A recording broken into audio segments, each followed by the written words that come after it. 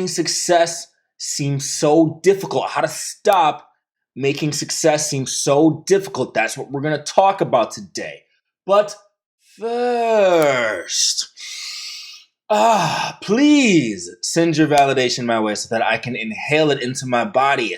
To send said validation, please subscribe to the YouTube channel. It takes 2 seconds. Hit the notification bell so that you can always get new videos right away.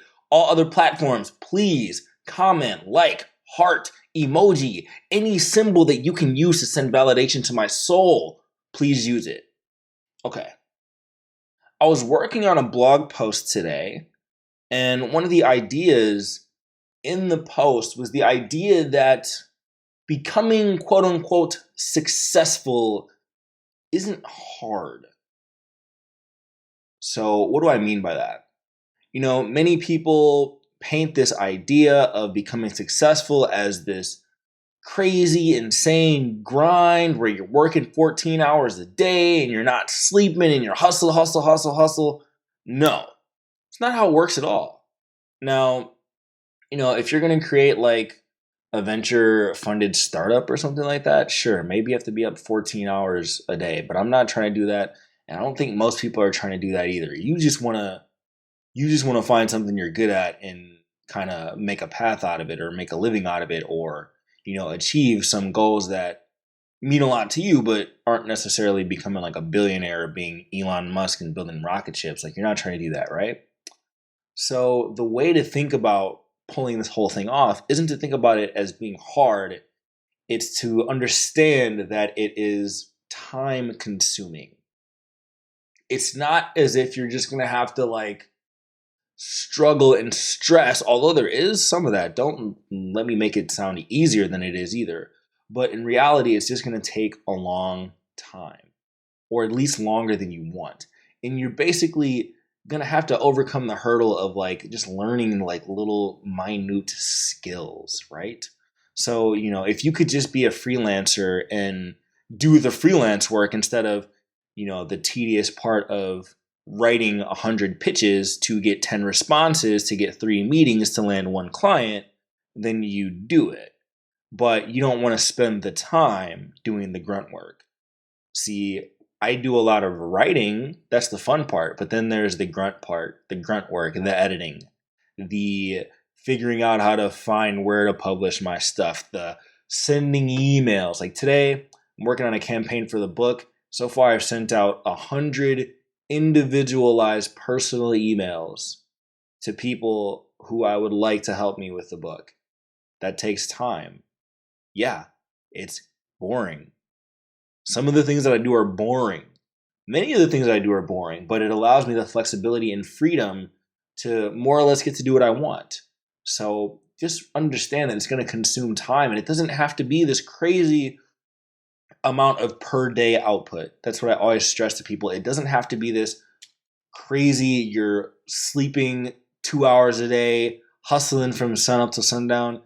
No, like there's diminishing returns for the amount of hours you work. Like some studies show that after a certain point, most of the work you're doing is so inefficient that you might as well stop anyways. So just forget about it.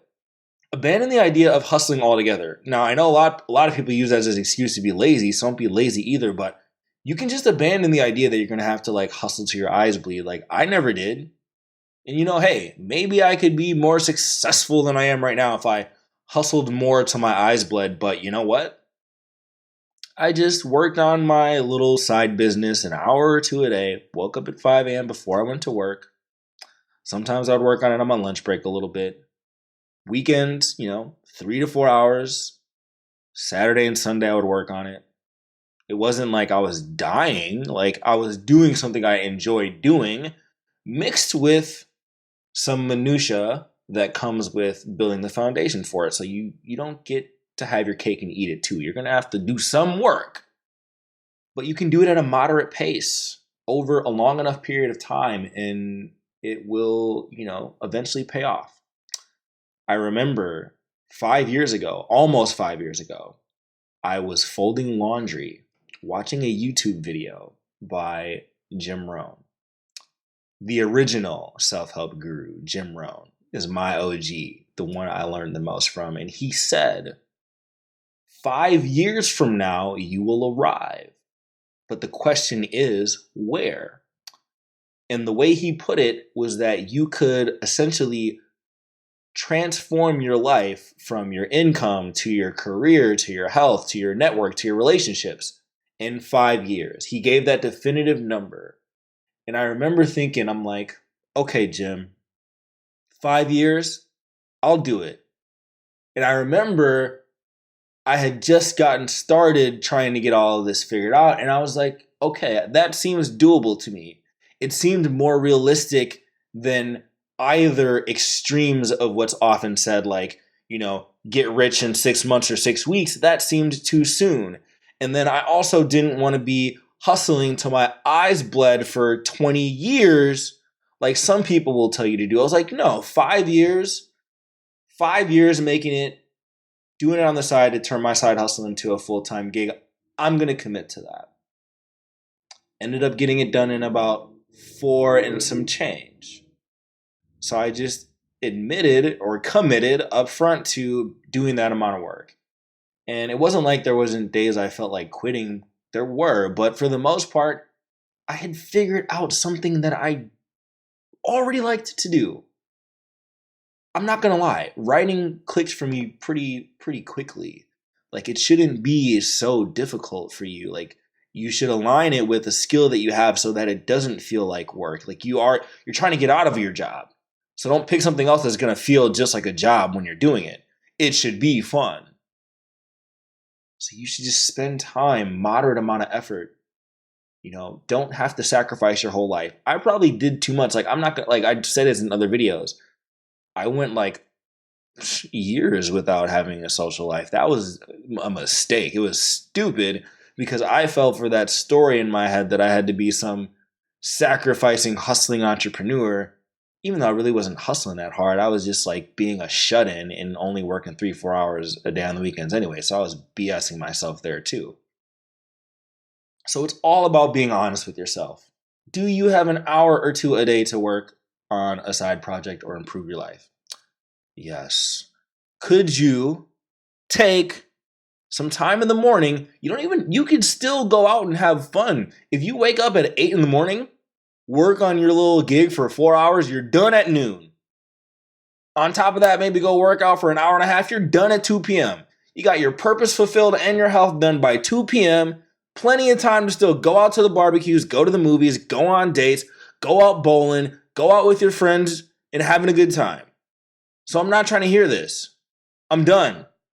I'm done with the excuses because I'm not peddling the message of incessant work. I'm not peddling hustle culture.